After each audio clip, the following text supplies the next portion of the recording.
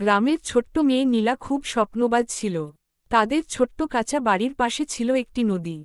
প্রতিদিন বিকেলে নীলা নদীর ধারে বসে আকাশের দিকে তাকিয়ে ভাবত, একদিন আমিও বড় মানুষ হব। নীলার বাবা ছিলেন একজন কৃষক। অনেক কষ্ট করে সংসার চালাতেন। মা অন্যের বাড়িতে সেলাইয়ের কাজ করতেন। অভাব থাকলেও নীলার বাবা মা কখনো তাকে পড়াশোনা ছাড়তে বলেননি। নীলা স্কুলে খুব মন দিয়ে পড়ত। তার সবচেয়ে প্রিয় বিষয় ছিল বাংলা আর আঁকা। একদিন স্কুলে চিত্রাঙ্কন প্রতিযোগিতা হল। নীলা একটি গ্রামের সুন্দর ছবি আঁকল, সবুজ মাঠ, নদী আর সূর্যাস্তের দৃশ্য। শিক্ষকরা তার ছবি দেখে অবাক হয়ে গেলেন। প্রধান শিক্ষক বললেন, নীলা, তোমার মধ্যে বড় শিল্পী হওয়ার প্রতিভা আছে। সেদিন প্রথমবার নীলা নিজের স্বপ্নকে সত্যি মনে করল। কিন্তু বাড়িতে ফিরে সে দেখল বাবা খুব চিন্তিত। ফসল নষ্ট হয়ে যাওয়ায় সংসারে টাকার অভাব আরও বেড়েছে। নীলা বুঝতে পারল, শুধু স্বপ্ন দেখলে হবে না, তাকে পরিশ্রমও করতে হবে। তাই পড়াশোনার পাশাপাশি নীলা ছোট ছোট বাচ্চাদের পড়াতে শুরু করল। এতে কিছু টাকা আসত, যা সে মায়ের হাতে তুলে দিত। মা মেয়ের মাথায় হাত রেখে বলতেন, তুই একদিন অনেক বড় হবি। কয়েক মাস পরে জেলা শহরে বড় একটি আঁকা প্রতিযোগিতার খবর এলো। প্রথম পুরস্কার ছিল 20,000 টাকা ও একটি বৃত্তি।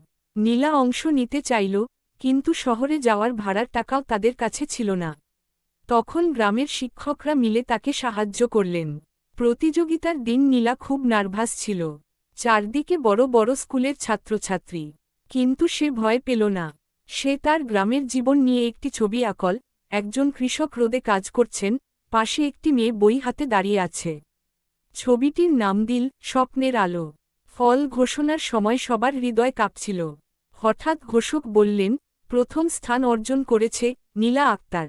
নীলা বিশ্বাসই করতে পারছিল না। আনন্দে তার চোখে পানি চলে এলো। মঞ্চে উঠে সে পুরস্কার নিল। বিচারকদের একজন বললেন, এই ছবির মধ্যে বাস্তব জীবন আর আশা, দুটোই ফুটে উঠেছে। গ্রামে ফিরে নীলাকে সবাই অভিনন্দন জানাল।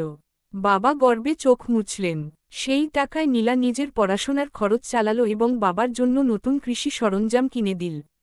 বছর কয়েক পরে নীলা একজন পরিচিত শিল্পী হয়ে উঠল। তার আঁকা ছবি শহরের বড় বড় প্রদর্শনীতে স্থান পেল। কিন্তু এত সাফল্যের পরও সে নিজের গ্রামকে ভুলে যায়নি। সে গ্রামের গরিব শিশুদের জন্য একটি ছোট্ট আঁকার স্কুল তৈরি করল। স্কুলের প্রথম দিনে নীলা শিশুদের বলল, স্বপ্ন কখনো ছোট হয় না। মন দিয়ে চেষ্টা করলে যে কেউ নিজের জীবন বদলে দিতে পারে। তার কথা শুনে ছোট ছোট বাচ্চাদের চোখে নতুন স্বপ্নের আলো জ্বলে উঠল।